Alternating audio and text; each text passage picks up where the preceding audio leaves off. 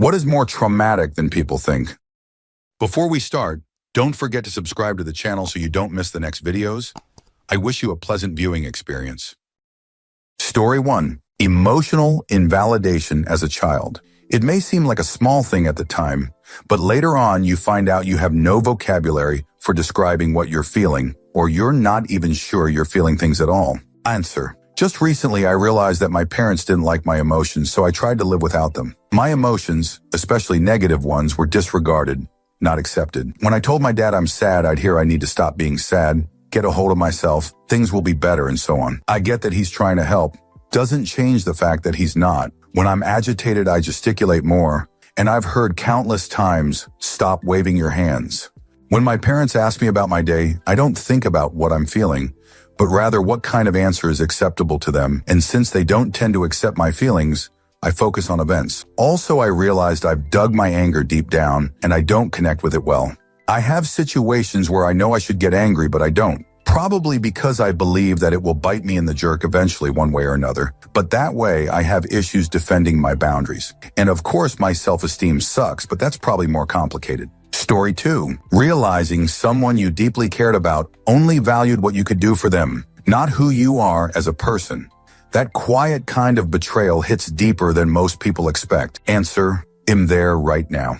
Friend has been in and out of the hospital since early April, and I bent over backwards taking care of her while in the hospital, care home, and even my own home. She's been out a week and I've not heard a word from her. I won't change who I am because of her, but it still hurts. I have to pay someone to be at my home if I'm away for even an hour, so it costs me a lot of money and time to sit with her every day, and I feel so unappreciated by her. I heard about an hour ago she's back in the hospital and I've tried calling, but she lets it go to voicemail. I should just be done with the friendship, but it's hard to let go. We are in our 70s, so we've known each other for almost 50 years, but I'm rethinking the friendship. I'm sad about it. Story 3. Having to distance yourself from your family to keep your own sanity. In other words, setting boundaries. Answer. I only recently went no contact with 2 of my sisters because I wouldn't do what they wanted. Grow plant substance, it's legal here, but they kept calling and telling me what to do, so I said no more. Gave them the plants fully grown, and then they accused me of taking half of it. Then proceeded to tell everyone I'm a spoiled brat, boomer, and only think of myself. Every day I feel a little bit happier with my choice. Story 4. Having a workaholic parent who's hardly ever home, and even when they do come home, they usually don't really want to spend time doing anything with you, like a shared hobby, or even just watching TV shows together so much as they're keeping an eye on you. Instills within you the notion that your time, your company, and your feelings are not worth prioritizing. Answer. Ugh, this. My mom only came home to drop me to school and to pick me up from school. Any and all other hours she worked overtime. I rarely saw my mom as a kid, and I was making myself dinner at 8 years old, staying home alone. My dad traveled a lot for work, but he wasn't a workaholic. He was working to literally feed me and keep a roof over my head because we were technically poor. But my mom's a nurse who back then made a lot of money but spent it on a stupid shoot, so my dad had to work more to compensate for all her spending. So I basically never saw either of my parents, and as an adult, I don't have a relationship with either one. My dad's dead, so one relationship is default LOL. I have a very skewed view on family, and when I tell people I'm not close to my family, they are in shambles. But how can someone be your family when they were never there during your most prominent years? Like, I don't have a connection with them. Story 5. Having someone you love in agony begging you for help and there being nothing you can do to help them? Answer. I helped my husband and his mom take care of her mom, husband's grandmother, during her last few months, and I was overwhelmed by how helpless I felt and that there was nothing I could do to help ease her suffering. On one of her last days after she'd taken a bad turn for the worse, she asked me, "Why am I the way that I am?" It broke my heart. I nearly choked up, but I told her that what was happening to her is just what happens when you're getting ready to go home. And she nodded and told me that she was ready to go home. I don't know how I didn't burst into sobs right then, but I managed to keep it together until I was alone. She passed away a few days later. Story 6. Having an intruder in your home. It violates your fundamentally safe space. In my case, it wasn't even an intruder. It was my elderly downstairs tenant in my upstairs when I wasn't expecting him. It scared the fudge out of me, and I didn't feel safe in my home for months after. Answer. I was just talking about this. A few years ago, some teenagers from down the street walked into my home when I was alone and in the shower. Apparently, the glass door to the deck in the backyard wasn't locked, and they got in through that. I came out of the shower to 3 teenage boys just standing in my kitchen while I was in a bathrobe and far from my cell phone. I take my cell phone to the bathroom with me while I shower now. It was broad daylight, and they just walked in to see if they could without me noticing. Once we installed cameras, I had to teach myself not to obsess over the feed. Story 7. Gaslighting bullying.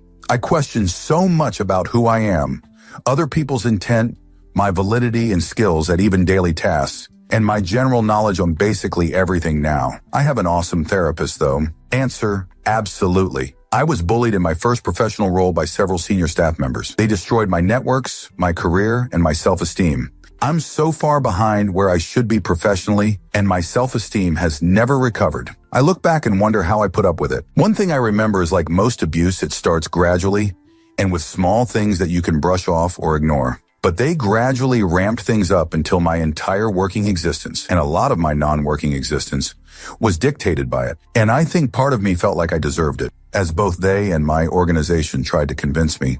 Part of me was just trying to survive, and the other part felt so trapped and without resources that I couldn't get out. I mean, how could I apply for other jobs and put myself forward as a great candidate when, due to my colleagues' bullying, undermining, and sabotage, I wasn't performing as expected? How could I survive if I resigned? I know it's not the same as domestic abuse, but there are elements that are similar, and the reasons why I stayed in that terrible workplace have commonalities with the really why someone stays in an abusive relationship. Story 8. Medical gaslighting. Doctors treating you like trash when you have chronic, terminal illnesses and get pissy when you try and advocate for yourself. Answer: I blame the opioid epidemic, namely the DEA, for trying so hard to keep it under control. A ton of people with chronic pain can't get prescribed life-changing medication because of how hard doctors get cracked down for it. So most clinicians are forced to wiggle their way out of prescribing such meds. This includes ADHD and sleeping medications. Funnily enough, most opiates sold on the street are all fake pills pressed with fentanyl that are produced in Mexico. Whether or not a doctor provides too many prescriptions doesn't change the fact that fake pills will still be sold on the street for a cheaper price. Story 9. Being sick with an invisible illness. I've spent months in a hospital bed. Surgery is scary when they wheel you into the cold, sterile, bright room. Story 10. Getting cheated on. Even though everyone knows it's traumatic, it's still even more traumatic than you can ever comprehend until it happens to you with someone you really love. Answer: absolutely. It's been over a decade since my ex-husband left me for a coworker. And even though we got along fine now, and even though I barely even remember what it was like to be in love with him or married to him, every now and then, something will trigger the memory of him telling me, and I'm a wreck. I told my therapist once that it was almost like PTSD, and she said, "It is PTSD." I said, "I thought that seemed more like something that happened to people in war zones or people like EMTs. She said, "Absolutely not. It can be from any event that's traumatic. And apart from that, it just does permanent damage to your ability to trust." I'm so grateful that I met an amazing man who went through the same thing and has been loving and patient and understanding while we worked through it together. Story 11. Saving someone's life. I remember saving my cousin from drowning like 15 years ago, and for years I would get anxious thinking, what if I couldn't save him? Story 12. Narcissistic abuse that slowly gets worse over the years. It's the kind of abuse that you don't notice at first until you just feel worthless. The more comfortable the person gets, the more you love them, the more they think they can get away with. The constant gaslighting, lying, and just mistreatment messes with your head pretty bad.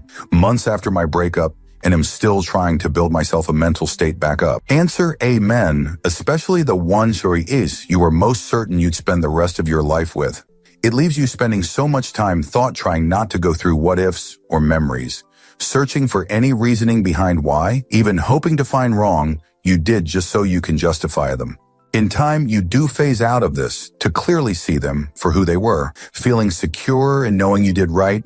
There was nothing you could have done. Yet, it's almost worse understanding it was just loving the wrong person who exploited your vulnerability to them. Temporarily makes it harder to find closure in it. That same realization does help you further your way through the final stages of grief, though. It finally gives you purpose to stop wishing for rewinds or ways to change. It will soon have you regretting ever thinking that way. Out of pure respect, wanting better for yourself. You're just angry, disappointed in undeserved effort you gave them in yourself for letting them in, loving them. You do so until you not just realize, but can also accept the fact it wasn't your fault. No, you did nothing wrong to deserve it. Find comfort in knowing you're not alone. It happens to most the best of us, at least once. Most of all, find peace in knowing you did all you could. Lots of people go in our lives, most, if not all, for good reasoning we might not see at the time. I hope you truly are able to find peace while this. I can relate to this myself.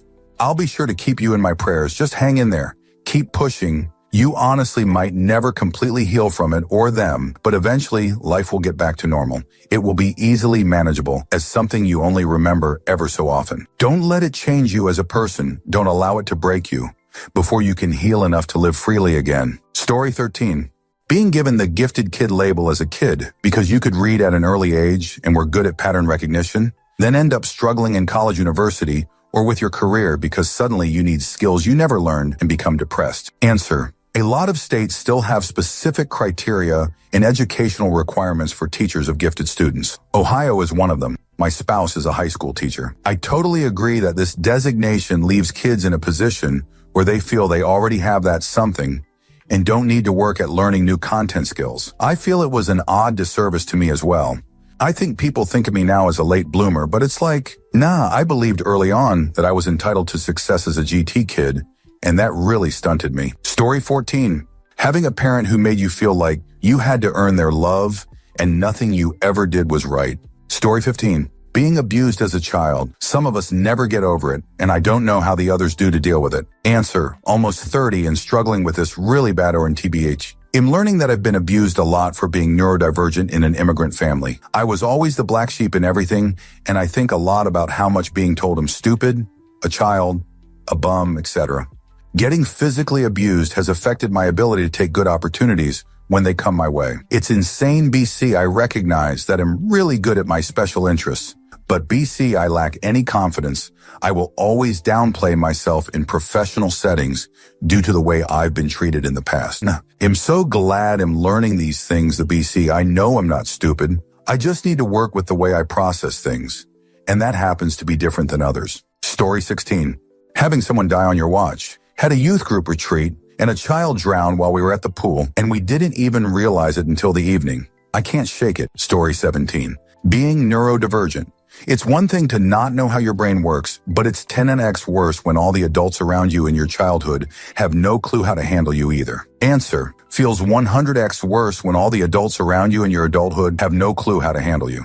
Just gotta accept you'll never be treated as a person, have any level of freedom, or be happy. You stay inside and get punished for everything you do or don't do every day for decades, and then you die. I'm still furious at every person who told me to just be myself or that I can do anything I want when I grow up. Liars.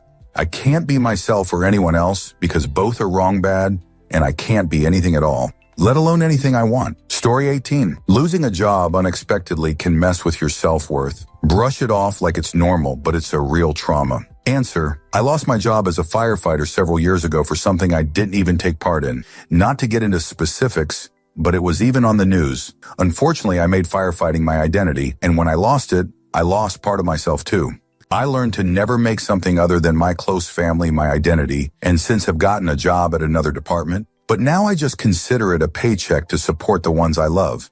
Can't wait to retire, and I cringe when people say it's the best job in the world. Traumatized me even more than my military experience, which is a whole story in itself. Just remember the brotherhood that once swore they'd die beside you, they'll be too busy chasing overtime and promotions to remember yours. Your funeral will be a photo op. Your family will get a flag and a handshake, and then they'll be left to rot in grief while the department goes right back to business. Story 19.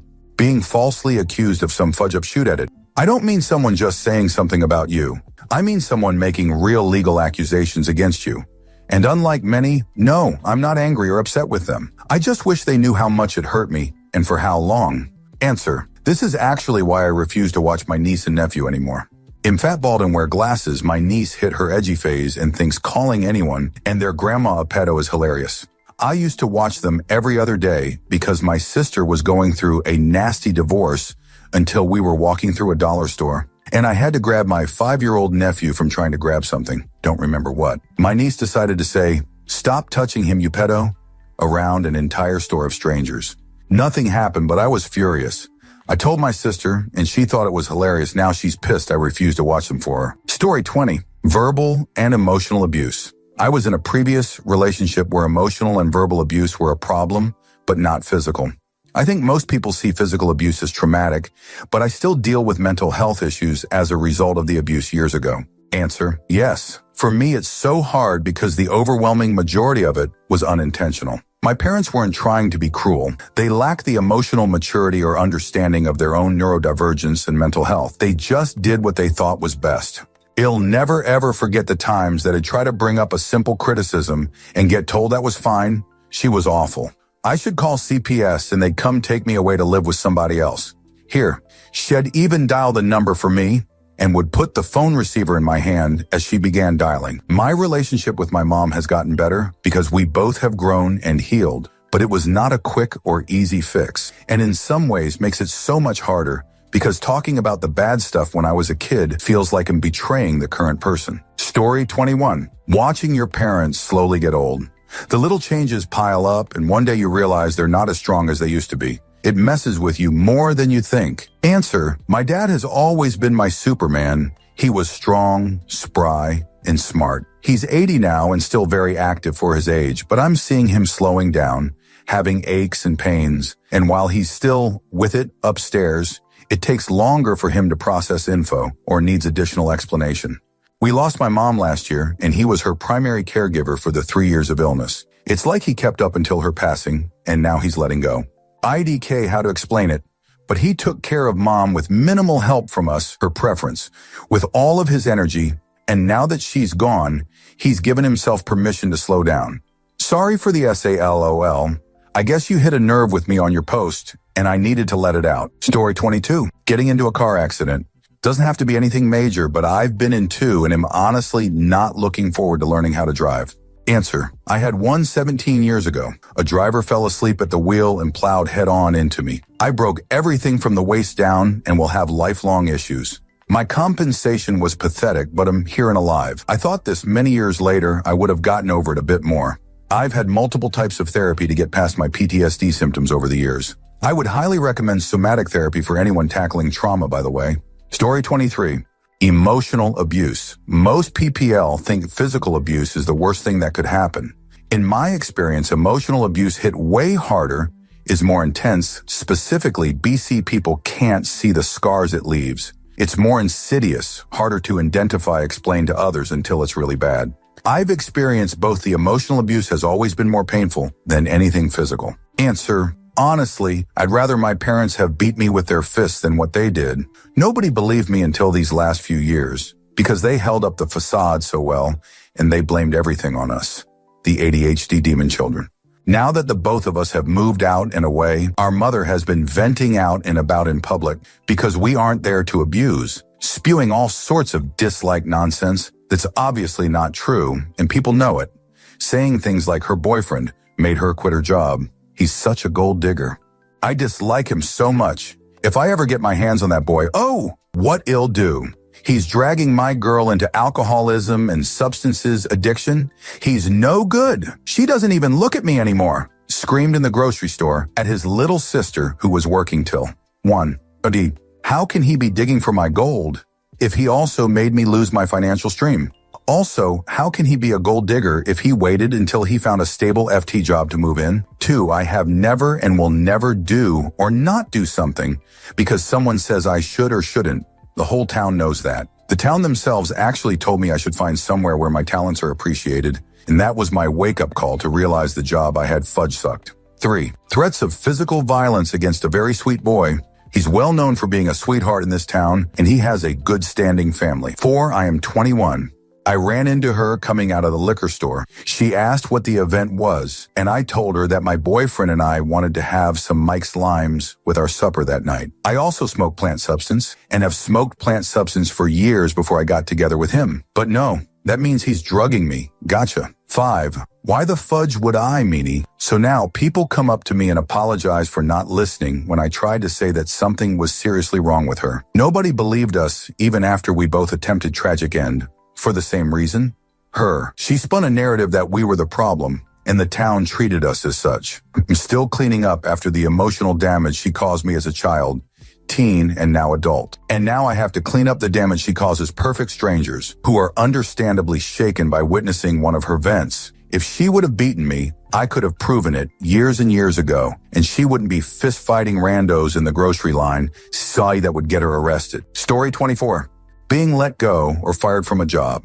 Even if it's on good terms and it's due to something like downsizing or restructuring, you always sort of wonder why you weren't worth fighting for and/or why your contributions didn't matter as much as you thought they did. I once had to continue to finish a contract for a final 2 months after I learned that they had replaced me.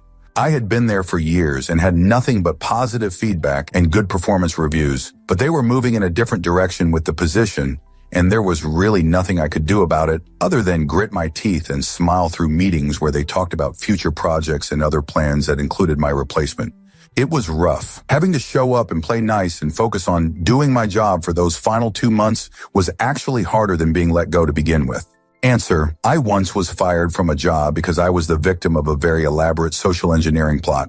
I got scammed and cost the company money, even though I gave them and the police enough information for them to retrieve all of the money. This gave me PTSD, and I am not just flippantly saying it. I know what PTSD is. I'm diagnosed with PTSD-C even before this job, from emotional neglect and abuse as a child and multiple separate incidents of SA, including a very clear-cut violent violation by someone I didn't know. It didn't cut as deep, but it's more insidious in some ways. SA affects close and intimate relationships more, I'd say. This work-related trauma made me question everything, made me skeptical and mistrustful of casual relationships and interactions, made me have difficulty with pretty much anything in the work environment, and made me lose any level of self-esteem. Story 25. Growing up undiagnosed with ADHD autism, many invisible disability. For the first 33 years of my life, I legitimately just thought I was dumber, weaker, and less worthy than every single person I'd ever met. Story 26. Being taught an unhealthy view of body image when you're young can lead to a lifetime of body dysmorphia and eating disorders. Answer: oh my gosh, thank you so much for mentioning this. I can tell you how much silent agony and anguish I constantly struggled with for years because of early, obviously unhealthy messages about body size, shape, and what is desirable or even acceptable. It wasn't until years later that I started recognizing that maybe, just maybe, my body and body type were fine, actually great. I was quite literally convinced that I would not have a chance to find someone who honestly found me attractive. I am not in any way exaggerating. I find out 25 years later that the guys in HS rated me best butt in class. I was trying to hide. I say all this to confirm that this one thing really did a number on my psychological development. I don't think I'm completely over it, even in my middle age, but I also care a lot less. I read a lot about how to talk about bodies in front of children to reduce to the greatest extent possible the chances that I might inadvertently say something that could be received by my child as a statement that their body's not acceptable. So far, so good. Story 27. Repeated failure. Yeah, sure. Let me just try again after my entire self-worth and confidence has been shattered. Story 28. Being stuck in a bad workplace. Even just those subtly terrible places that absorb all your time or have bad managers and frustrating coworkers and they treat you poorly or take advantage makes it hard to adapt when you leave or if you find a good boss. Story 29. Having to choose which parent will have custody of you. It is a terrible and heartbreaking thing to ask of a child. Story 30. Being gaslighted by someone you trusted. It's like your reality gets twisted, and that kind of emotional trauma sticks way longer than people expect. Story 31. Being bullied by kids while at the same time your dad's telling you, you know good, and you will never amount to nothing. Story 32. Being chronically disabled from birth. Forces you into bullying, familial resentment, neglect, and loneliness. And it's like a dagger always hanging over your head. You know it's coming down, if not when. Your body fails you when you need it most. And if it's invisible, you get the worst sides of not being taken seriously because people think you look normal, but not actually being normal and being penalized for not being able to act like it. Story 33. Living paycheck to paycheck, counting every cent, not knowing if you'll have enough to get through next month or what you'll do if you don't have it. The stress is intense. Story 34. Depression. The way people treat you when you're suffering from chronic depression usually leads to even more depression because you start to feel like you're abnormal and a burden. Story 35. Getting stabbed a little bit. Didn't need surgery, just those steri strips, but fudge, someone tried to eliminate me at work and no one cares because you weren't really hurt. Meanie. Ask anyone you know that got just the tip of something they didn't want, how they felt about it. Story 36. Emotional and verbal abuse. Honestly, I'd rather just be hit. That emotional stuff is insidious. Really fudge up your mind. Story 37. IUD insertion pap smear. It's crazy how one bad trip to the gyno can impact you.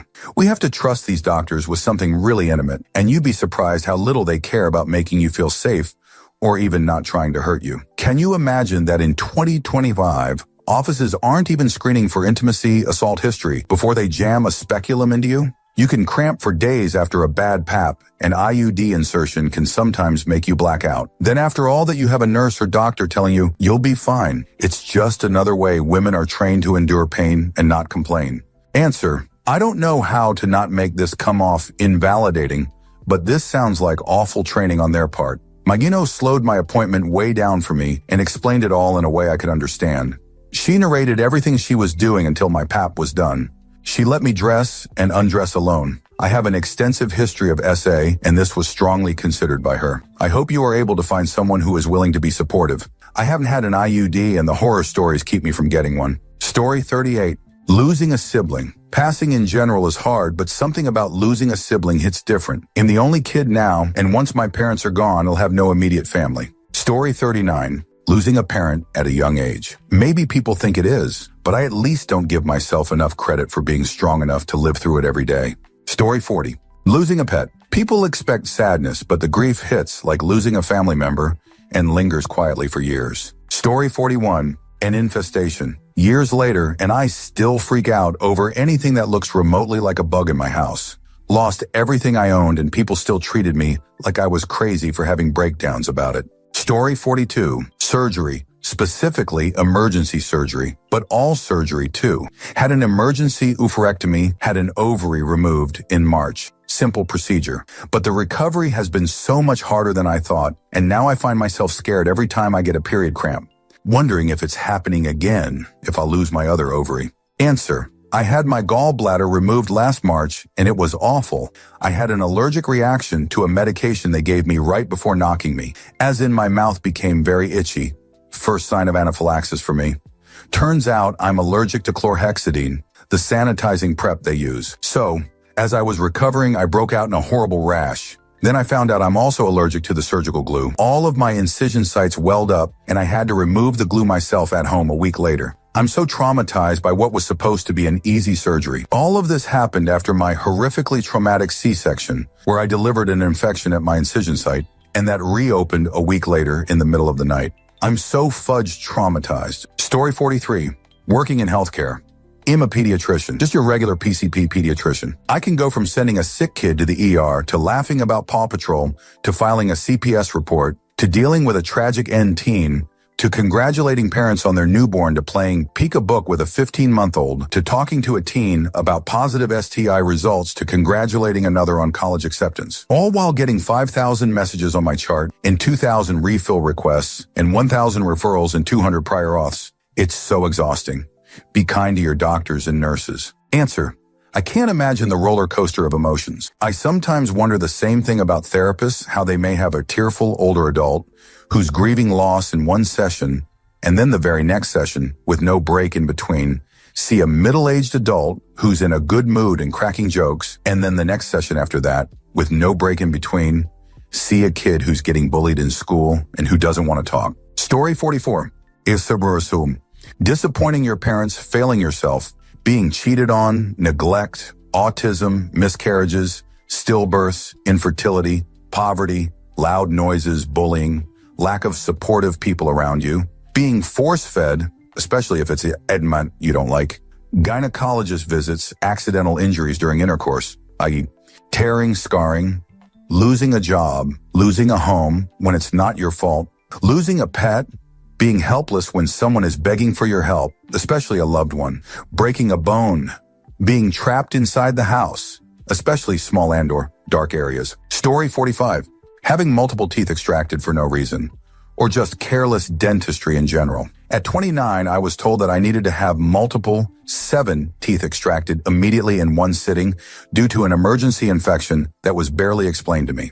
The experience was so traumatic that I regularly have nightmares about my teeth now, and I start shaking uncontrollably during dental appointments. It turns out that this dentist had done this on numerous occasions, and it was due to how they could bill insurance for more. Only one tooth actually had to come out. I'm still dealing with the ramifications of that terrible day and can't afford to continue the work needed to fix it. Story 46. Shocked that childbirth hasn't been commented.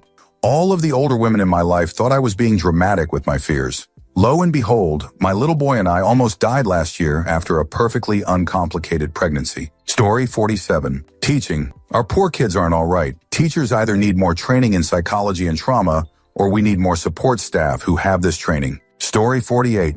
Constant rejection. Whether from a job or relationships, each time you get rejected, it becomes so much harder to put yourself out there again. You become so fearful. Story 49. Not making an effort to make friends when you're 30. It's scary, actually. Consider yourself very blessed if you can count your friends with one hand and use all fingers.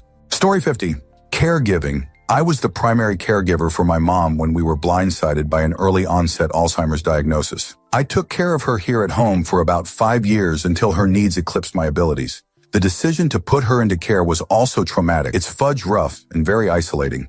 Everyone is sympathetic, but no one helps. Story 51. Falling downstairs and breaking your leg, apparently. I now have flashbacks of falling down the stairs and visibly shake when I'm trying to do them. It's been 2 years now. Answer. I get it. I fell and broke my right ankle after stepping off a curb and losing my balance in January 2024.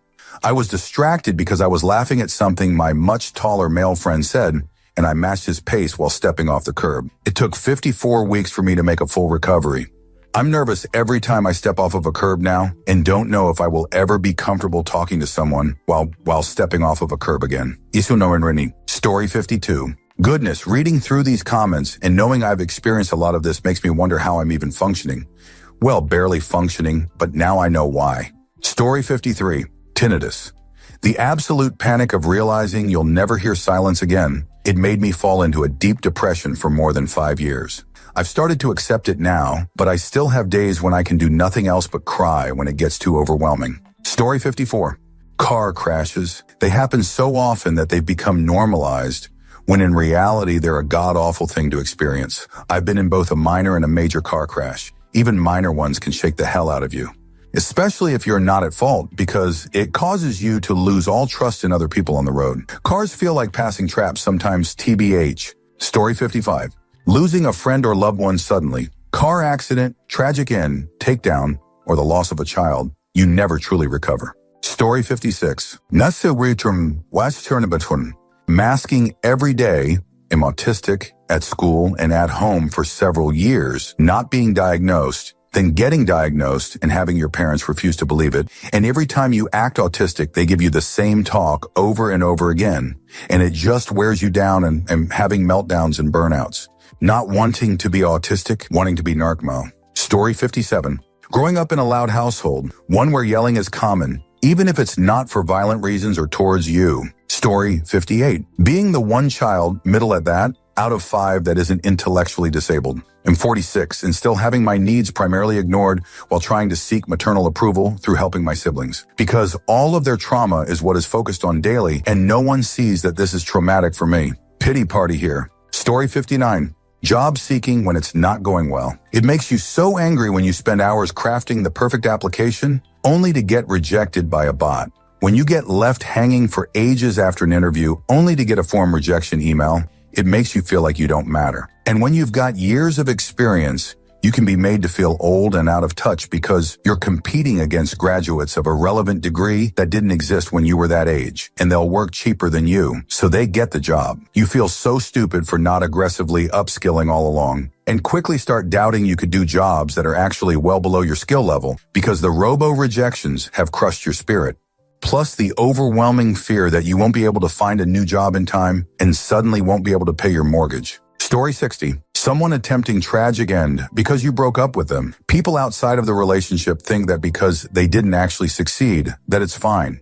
Logically, you know that it has more to do with them than it does with you, but you still bear a huge weight of responsibility for that person's choice. Story 61. Shaming your child or being aggressive about your child trying new foods if they're a picky eater. My parents tried to get me to eat whatever was on my plate and wouldn't offer me an alternative, and they would get so upset with me when I didn't want to try something new. It got to the point where they threatened to put a feeding tube in me because I wasn't eating what they were giving me, and I wasn't getting enough nutrition as a result. Eventually, they gave up and made food that I would eat. But these scare tactics had the unintended consequence of me having panic attacks if I go somewhere that doesn't have anything I know will eat on the menu. I usually avoid this by looking up the menu ahead of time or grabbing something before or after.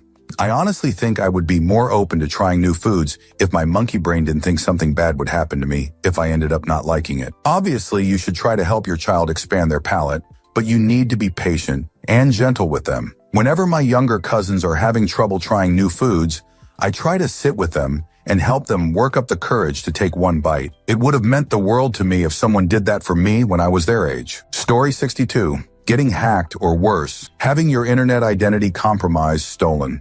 99.99 people I know will always say something like, I have nothing to hide. I don't care if a hacker enters my computer, there's nothing there to see. But once their social media get compromised, the experience is so traumatic that they suddenly feel unsafe everywhere they go. I've had client literally go crazy due to a hack. It took him 3 years to get better and stop being paranoid around devices such as computers, TVs, smartphones, headphones, microphones, cameras, etc. Story 63. When a family member cuts you out of their life, especially if you don't feel like it was justified. Story 64. Anorexia. Do you know how many times I got the joke, just eat a darn burger? So many times. Or how many comments I got on my body from people who had no place to comment. Folks don't understand. Your brain turns that burger into poison. You literally cannot force yourself to eat.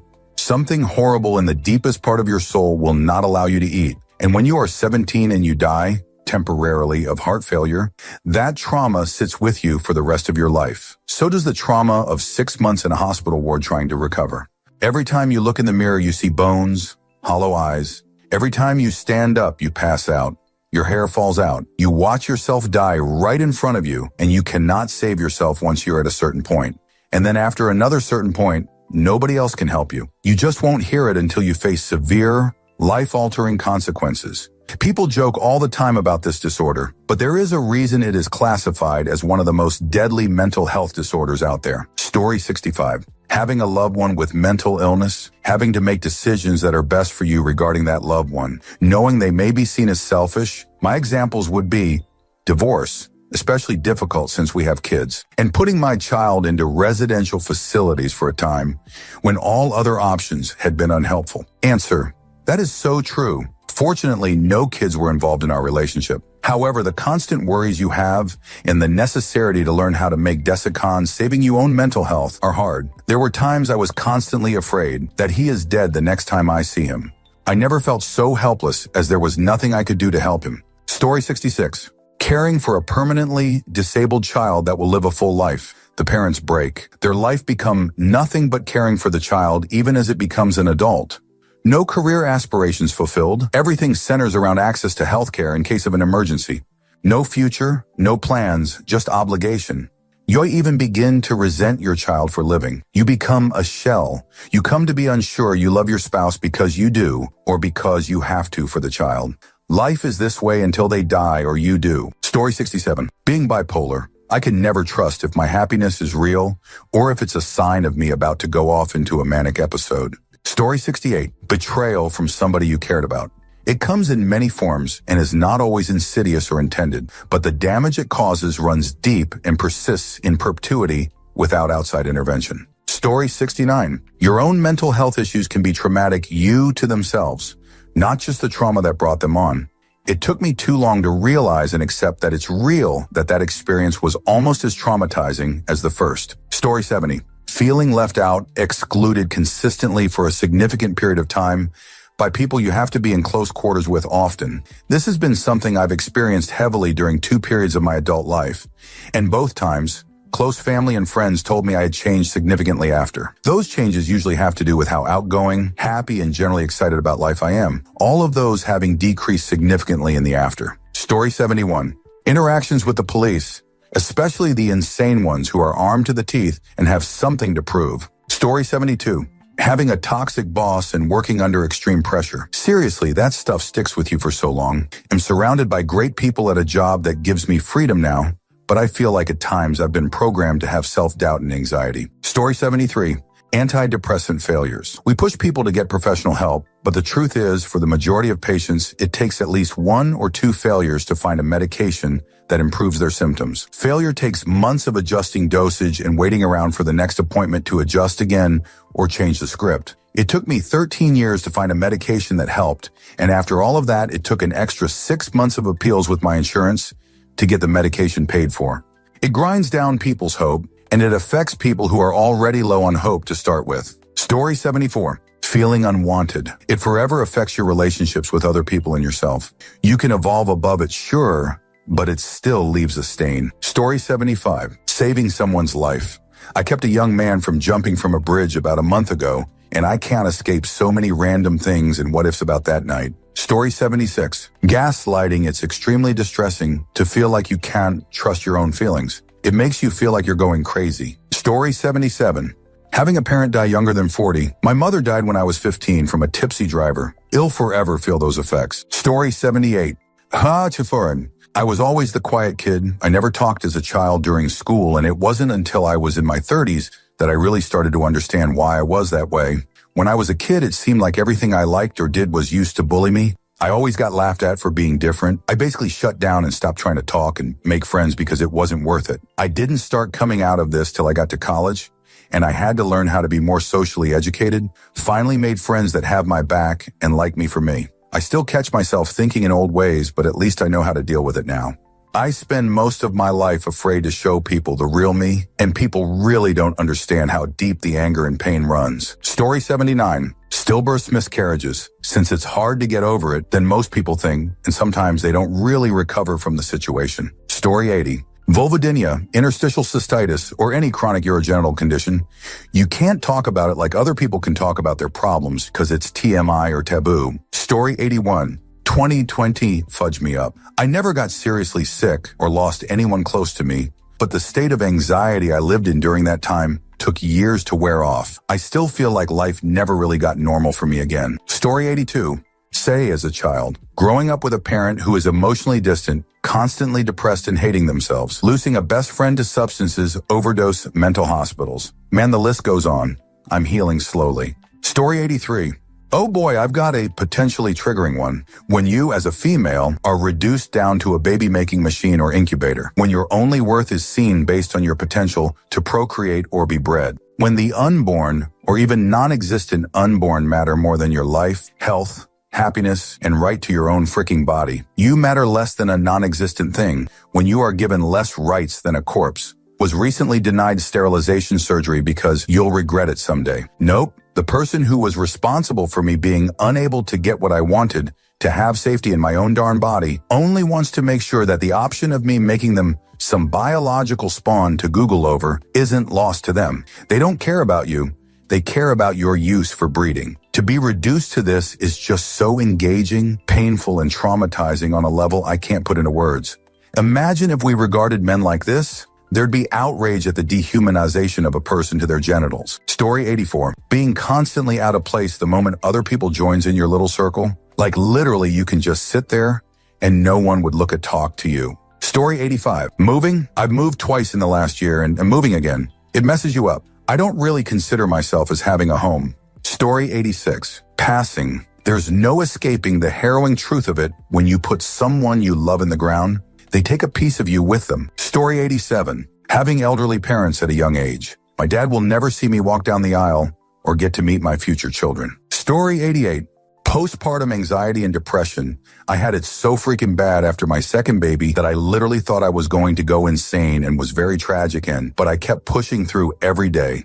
Now I'm 9-month PP and on 2 different medications and am so much better than I was. But it took a lot to get to this point. Story 89. People flirting with you as a joke. I'm 30 and still struggle with accepting that people actually like me and find me attractive. Story 90. Being cheated on. It seems people don't think it's that serious of a thing anymore. Almost a joke to cheat, but for some people it leaves a permanent scar and gives you trust issues you never really get rid of. Story 91. Long-term unemployment and job searching. People just say no or ghost you and you don't even get to know why most times. Was my resume not clear? Were there too many applicants? Literally no feedback to help me even know what the issue is. Hey, carefully tweak your resume to maximize your keyword match, and that may take hours, but this way you might meet whatever the criteria are for a human to look at it, spending 710 seconds on it before rejecting you and giving you no reason. Also, recruiters and hiring managers love to tell you to follow up with a message on LinkedIn or via email. And hey, make it personal, and make sure it showcases you without being too long or being a resume. And make sure it shows that you're interested in their company and this role for like really real reasons. And then send them this message that they requested and hear fudge nothing back. Not one person who said, if you're interested in working with us, send me a DM, has ever responded to those requested DMs.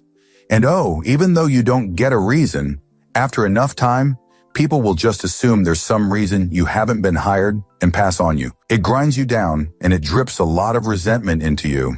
Oh, but one more rule. Don't you ever let that resentment show in your LinkedIn posts, you jobless peasant. Story 92. Not having a safe space to truly be yourself without fear of repercussion. While it doesn't appear traumatic, it has a massive impact on how you carry yourself going forward. Story 93. The time period after a disaster where you have to survive. Everyone expects a disaster to be traumatic, but once it's over and you still have to find ways to provide the basics to yourself or dependents, that can be a stress level that you were never prepared for. Story 94. Being denied entry into a country, especially when they can't get you on another flight home until tomorrow morning. Story 95. Chronic but unpredictable pain, either constantly canceling plans and seeming like a selfish flake, or rarely making plans and seeming like an unlikable jerk. Not everyone assumes you're doing it on purpose for attention, but enough to that eventually you start to believe it whenever you're not in debilitating pain, and even then, sometimes. Never mind the mental exhaustion that comes with just constantly working through pain, while knowing it's probably never going to stop being like this. The self-contempt when some part of your brain buys into the other gaslighting that you're just being lazy and looking for excuses. Story 96. Second trimester miscarriages. I went into labor at 20 weeks and my daughter was born on my bathroom floor. Time helps, but it's a pretty life-altering thing.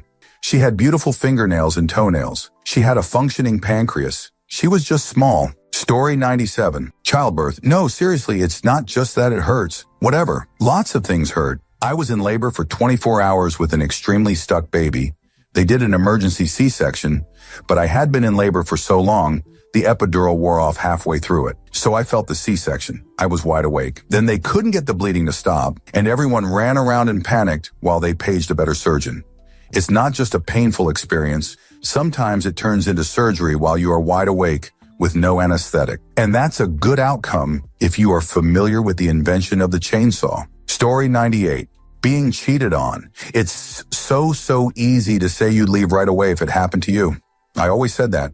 But cheaters can be very manipulative, and the very act of being cheated on is a major blow to your ego.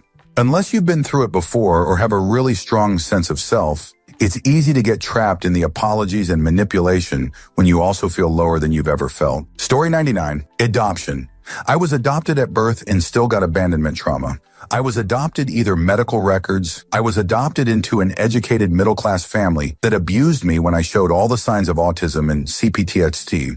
People tend to stop caring once the kid is in the hands of the new family, but we have a lot of issues after it. While some adoptions go excellent, there's always issues when you pass kids around like cabbages and hope for the best. I have a lot of thoughts on it, but it can be summed up by this.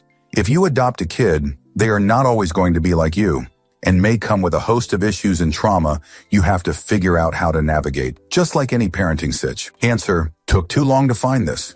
Add the trauma of when you, as an adoptee, realize the trauma you have, and then your parents take it personally. If you're going to adopt, do your research, folks. I love that the person I'm replying to mentioned ideal adoptions, because yes, even those involve trauma. Think of adoption like an amputation. Sometimes it is absolutely needed, but even in the best of circumstances, you still come out of it missing an arm. Story 100. Being spanked as a child. I didn't think it fudged me up as much as it did until I was at work when my manager, having a bit of a shit show day, angrily slammed his desk drawer shut behind me unexpectedly. I jumped and felt the cold jolt of physical fear shoot through me, and I immediately tensed up my jerk. 25-30 years later, and that reaction was just instinctive. Story 101. Losing both parents. No one loves you as unconditionally as they did. You can't ask them for advice. You can't ever go back home again. Because without them, your old home doesn't exist. I would give 5 years off my life to hug them one last time. Story 102. Having a child with incurable, life-limiting illness and disability. Watching your child struggle and not be able to fix it changes you to your core and traumatizes you with powerlessness. Story 103. Undiagnosed illness. I spent only 18 months searching for a diagnosis. Many people spend decades. It was a misery. I remember the time my surgeon said, "There is nothing more I can do.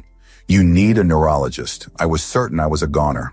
6 months ago, I woke up one morning unable to get out of bed. Zero strength. Like overnight, someone had thrown a switch and zapped all my strength. I was 28, fit, and otherwise healthy. I eventually got my diagnosis, an autoimmune disorder. But that not knowing was agony. I'm 52 now. Story 104. Realizing in your mid-50s that the way your mother treated you growing up was narcissistic. Now that she is in her late 70s and having dementia, there will be no healing. The trauma is real and hurts. You can have all the therapy you need, but still doesn't fix anything. Then getting diagnosed at the same time with ADHD, told I probably had it from a young age. All of this comes down heavy and hard. Story 105. Neglect. They think that because a kid's not hit or violation, that they should be fine. People joke about, did your mommy not hug you enough as a child to put you down for being whiny or getting upset by something? But they don't connect that for some people that really is the case. Or they'll talk about someone not being able to socialize correctly because they were literally kept in a bedroom besides for school and the extremely rare play date with the few friends they managed to acquire and literally never learned how to socialize, especially if they're an only child. Then after like 22 or 23, people stop wanting to tell you when you fudge up socially and they just leave instead, which just repeats the fudge cycle. Story 106. Neglect and emotional abuse. People love to throw around jokes saying, "Mommy didn't hug you enough, huh?" And "that girl has daddy issues," but it's way more serious and damaging than a vast majority recognize. Children growing up without support, emotional connection, and co-regulation become emotionally immature.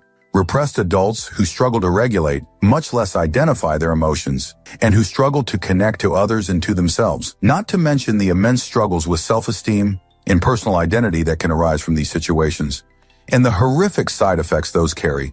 Not being beaten or essayed doesn't mean that someone's childhood wasn't traumatic or filled with silent abuse. Story 107. Watching a loved one die. It's not like the movies. Agonal breathing is scary to witness if you don't know what it is. Story 108. Going through a manic bipolar episode. When you snap back to reality, the memories of everything you said to people really stick with you in an unpleasant way. Story 109.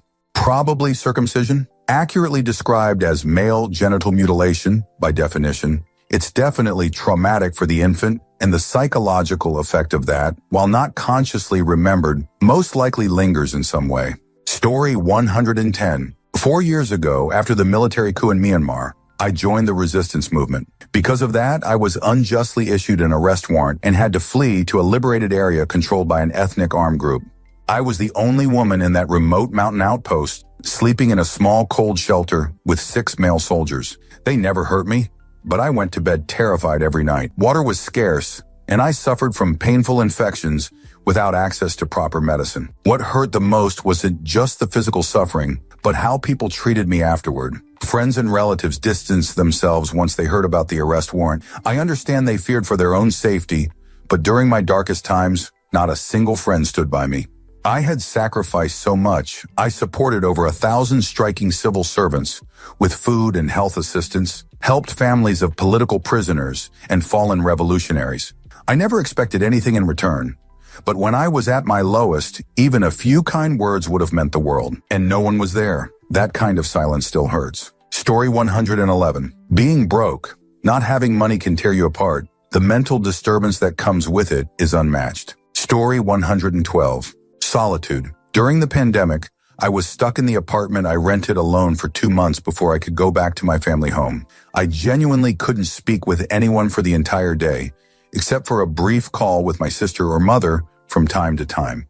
I have never been the talkative kind of person, but goddamn, I would have given anything to talk with someone about anything for a minute during those 2 months. Story 113. Surgery you don't need that your parents give consent for. Not you. Usually if you're too young to give that consent or understand what the surgery is, why you need it. I didn't need a circumcision, but I got one at age 8 or 9.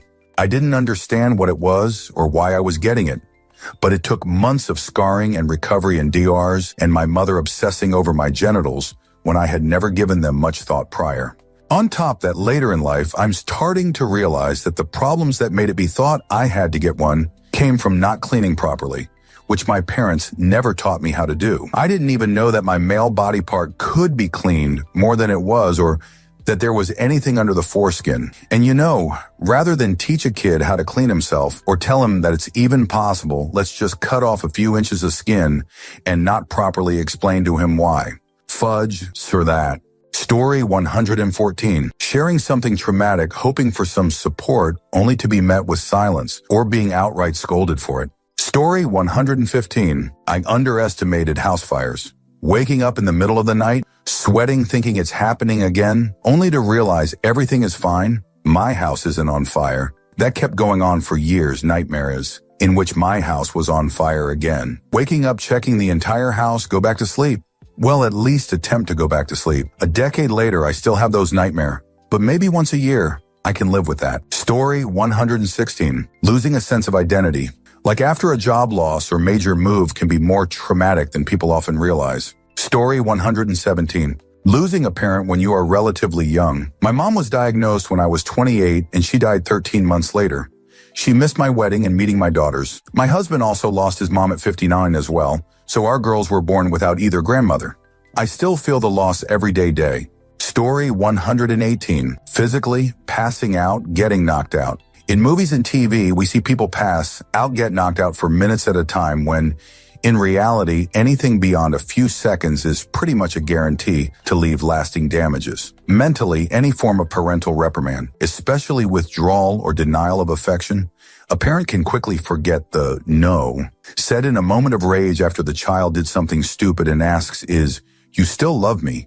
The child, however, will never forget this. Story 119. Being a child and losing, or even worse, having your parents sell a prized toy or stuffed animal. I had a couple trucks I played with, maybe a couple times, and barely ever looked at, but in my mind they were something I owned. Things I could do with as I pleased and at my leisure. Having those things, each with stability and control, is a rare luxury for a child of maybe 4 next years of age.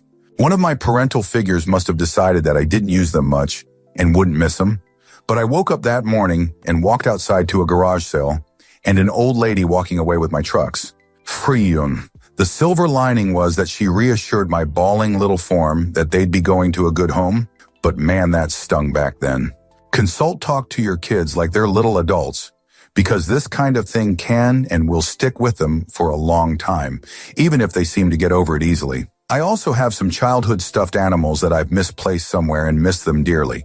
Come on, never underestimate the connections a child makes with the things you give them. I'm gay and probably won't have children, but all the same, I hope never to pay that kind of feeling of loss forward to any kid. Story 120. CPR. Especially when a person has a DNR and wants to pass peacefully, and the family revoke it and want them resuscitated.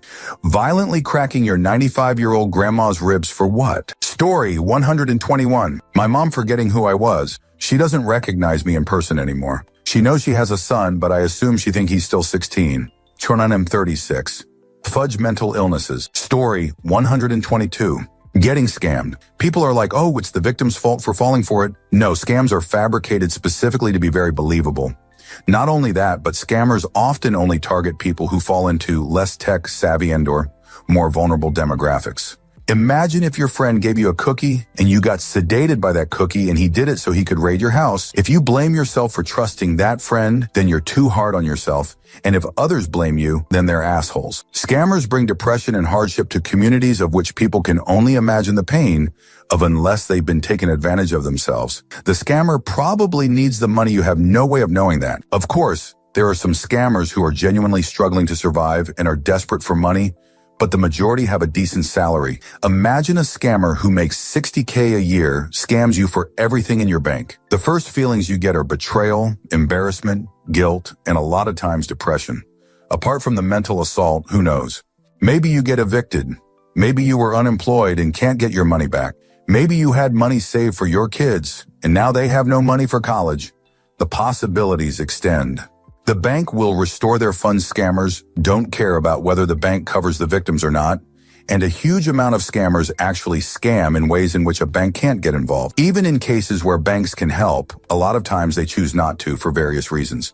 If someone thinks of a variety of best-case scenarios, they might say, well, what if the scam was only for $1? Or what if I'm unaffected by the scam? But the best-case scenario would obviously just be that you don't get scammed. Scammers and scams are a problem, and people still find ways to sympathize with, empathize with, and respect scammers somehow. It's kind of like if you empathize with a dog abuser because the dog barked too much.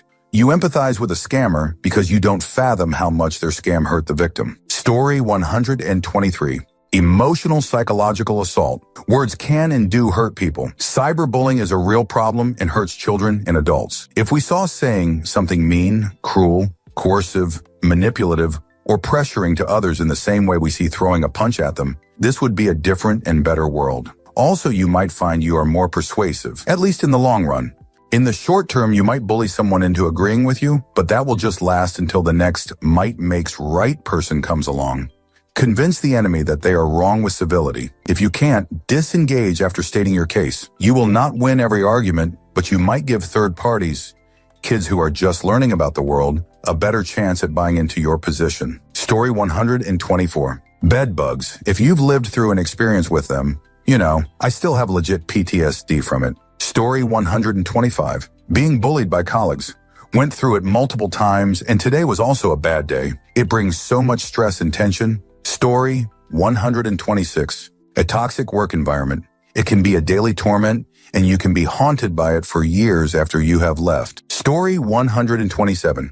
Narcissistic abuse. My ex was a covert narcissist, and it was the most traumatic experience of my life. Then after he devalued me, he told me he never loved me and discarded me after being together for 4 years. They don't have empathy and can't take accountability for their actions. At least I'm not as naive as I once was. Story 128. Middle school, high school. People I used to go to school with was so reckless at the mouth and never cared about people's feelings, lacking emotional intelligence, and can make you feel like complete in different ways. Graduating high school was the best feeling, but as of now, I'm almost to my 30s and realize the toll it actually took on me that I never really knew before was an eye-opener for me. I used to be very depressed and didn't even realize the extent of my depression. I still have dreams to this day of me being in high school. Story 129. If you are excluded as a child or in general just because you are quiet or shy, and I'm not talking about self-exclusion.